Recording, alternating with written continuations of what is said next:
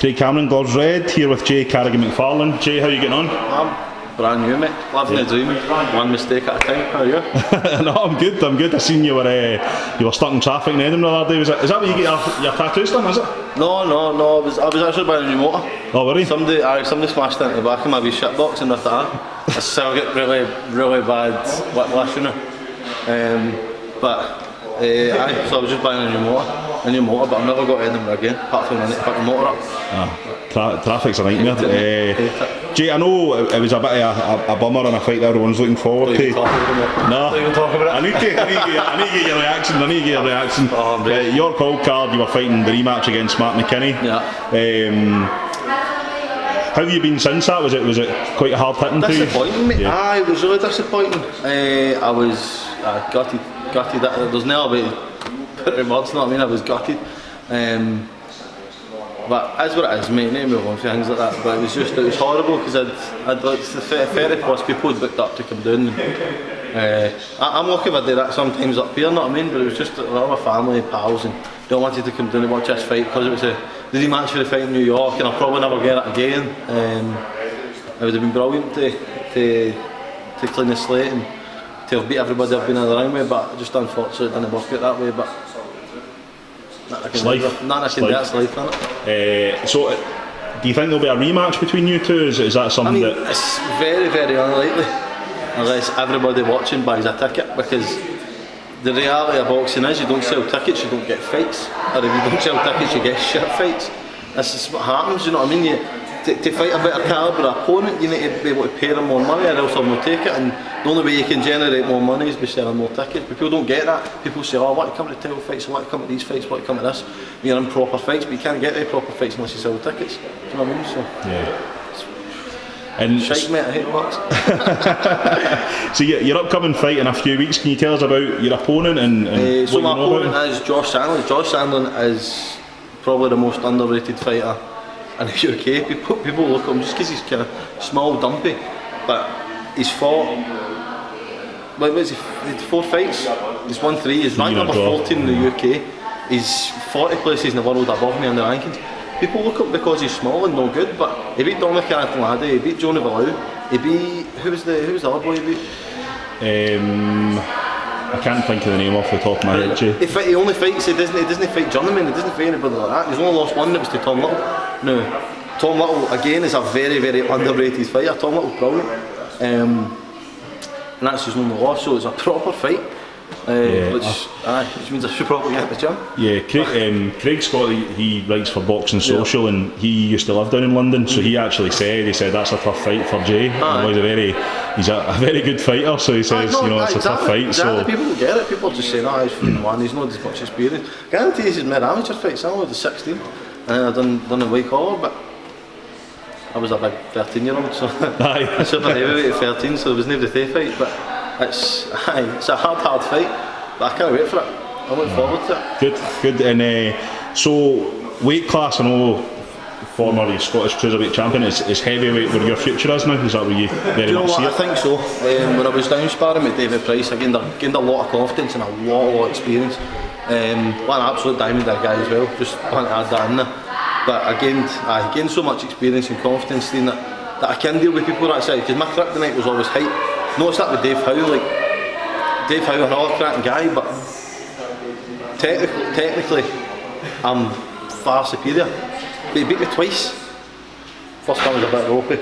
Second one I was just back from Maglev, 20 odd stone. But he still beat me twice, and it was the height was a kryptonite. But being in with David Price and being able to realise this is a top 20 in the world fighter, and I'm doing alright, do you know what I mean? Of course. I'm holding my own, that I can deal with that. And it's not about the money, but heavyweight is where the money is.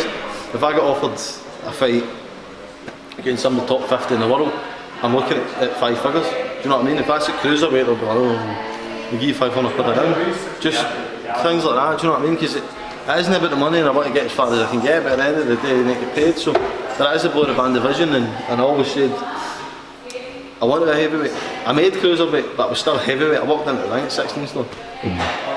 I spent time in an orphanage in the Caribbean, and I had a harder time making cruiserweight on that last week than I did there. That was fucking horrific. My last meal was on the Monday, and the weigh-in was on the Friday, but I was like 3 days, all I had was one lemon. It's horrible, just trying to dehydrate myself. But I don't plan on doing it again. No.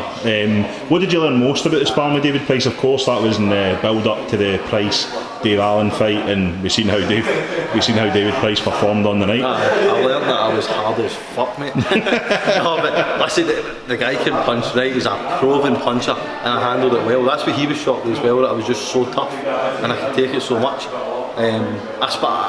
I sparred over the 6 weeks, 7 weeks that I was down there.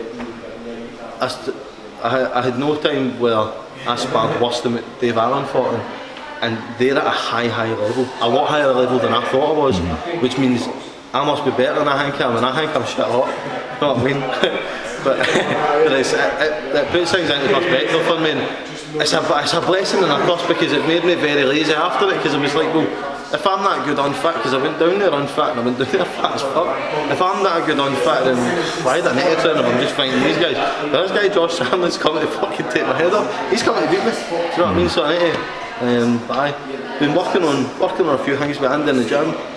Mainly for a southpaw, I was supposed to be fighting another guy, but main things I've been working on is the biscuit punch. You know that one? No. I've been there, you know what I mean? He's waiting in one, two come at the same time. Yes! Oh, no. I knew I was getting that one. I knew I was getting that. That's terrible. I thought my partner was bad. Paul Craig, someone you sparred with, and I've got Paul's come out and sparred with me in the morning, actually. Yeah. How did that come about? Well, I used to train. I actually sparred with him before, but Lawrence Murphy used to train me, and Lawrence Murphy does Paul's boxing. So we sparred with each other every day out there. But I sparred with him a few times before that. Just in fact, Paul Craig's the only other man to put me down. Now he's the only other person to put me in the canvas. How he done it? So basically, what he said to me after it, he said, "Oh, it's just my default when I get wobbled." So he swooped down, he's grabbed my legs and flipped me down. I was like, I didn't even know. It's the first time I never even knew it was an MMA fight, and I just told this big guy's coming out to spar. I'm like, alright, we'll spar. We had a good wee tear up, and then at one point he just went down, swept my legs, and I was like, what the fuck is this? His jiu-jitsu is his jiu-jitsu's quality. That's proven by the way he is in the UFC. But of course. I've got Paul in the morning. Paul's a Carrigan guy as well. All the guys are good. The Scottish guys are absolute diamonds. We had. I think they're the only kind of MMA guys in Scotland, aren't they? I mean they're no, but they are. We had Chris Bungard on the podcast a couple of weeks ago, so what a character he is. I know the documentary on last night, but I know people that know him that say Paul's a great guy as well, so I'm sure you two would go on. No, we trained together with once, and that's fucking funny as fuck, brand new. So do you think you'll get back down and spar with David Price again? Is that something you'd like to do? Hopefully. I messaged him after the Dave Allen fight, and I was like, fucking amazing, mate. So happy for you, so made up for you. It's like when you're fighting Andy Ruiz, gives a shit. You know what I mean? I said, when you're fighting Andy Ruiz or any other small fat heavyweight, give me a shout. That's the reason they wanted me, just because I was about the same size as Alan. I should be bigger than Alan.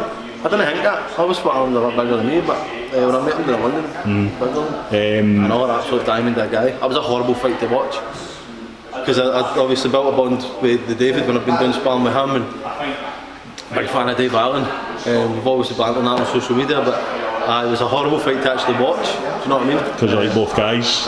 You just like, but it's a business. Do you know what I mean? I'm pretty sure I heard Amy just say the same words as business. I don't know who that was aimed at. Who was he calling it? It was Carrigan Mcfarlane. Potential fight in the future, yeah. That's a cracking fight, actually. Yeah. I keep calling. I want to watch it. I know, we've been getting abuse for the last couple of days, causing beef. So I like beef for him. Who wins? Sorry. I don't know, mate. So rest of the year plans, big fight coming up, of course, and you said it's a live opponent coming up to try and punch the head off you and beat you essentially. What's your plans after that if you do get a victory in that fight? Well, I've been told that there's going to be a heavyweight edition Ultimate Boxer, and my name has been thrown about. I was also offered one today.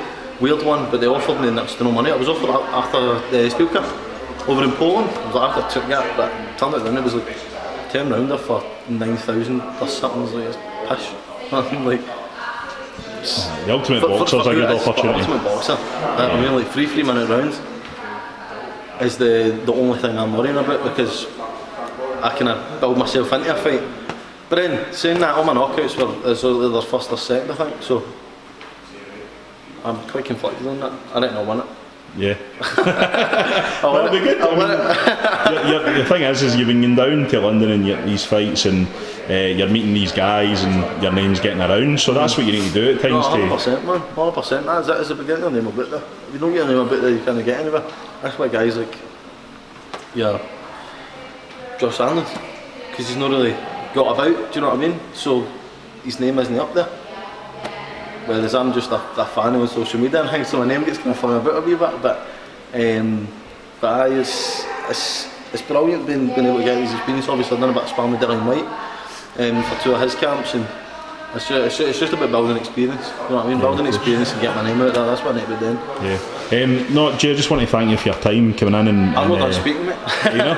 Oh, listen, what do you want to add? The floor's yours. What do you want to add? I'm just trying. Hopefully no more of their jokes. I know, I'm just trying to speak as long as I can, so I don't need to train. He's not get trainers. No, I've not got trainers to train. But it's like close, can you see that again? No. I'll need to diff it. So no, listen, well, thanks very much for your time, and all the best in your next fight. Cheers, Jay. Thank you, mate.